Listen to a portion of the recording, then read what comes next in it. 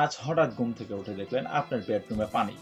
আপনার এলাকায় বিশুদ্ধ পানি সংগ্রহের সকল উৎস বন্যার পানিতে ডুবে গেছে। ভারী বৃষ্টিপাত এবং প্রবল ঝড়ে বিদ্যুৎ বিচ্ছিন্ন হয়ে গেছে এবং আপনার বাড়িতে থাকা সকল পশু পাখি, হাঁস, মুরগি, গরু, ছাগল পানিতে ভেসে বেড়াচ্ছে। চোখটা বন্ধ করে একবার ভাবুন, যদি এভাবে আকস্মিক বন্যা হয় তাহলে আপনি কি করবেন?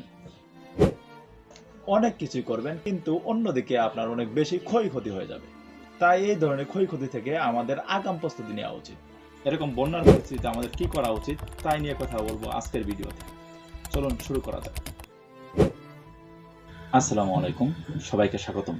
আপনাদের সাথে আছি আমি মোহাম্মদ শামীম রহমান। কেমন আছেন সবাই? আমরা সবাই অবগত আছি, বাংলাদেশে আকস্মিকভাবে ভারতের পাহাড় ঘেঁষে অতিবৃষ্টির কারণে আকস্মিকভাবে বন্যা হয়ে থাকে এবং আকস্মিক বন্যার কারণে সবচেয়ে বেশি ক্ষয়ক্ষতির সম্মুখীন হতে হয় বাংলাদেশের জনগণকে। বন্যাপ্রবণ অঞ্চলে আমাদের যা করণীয়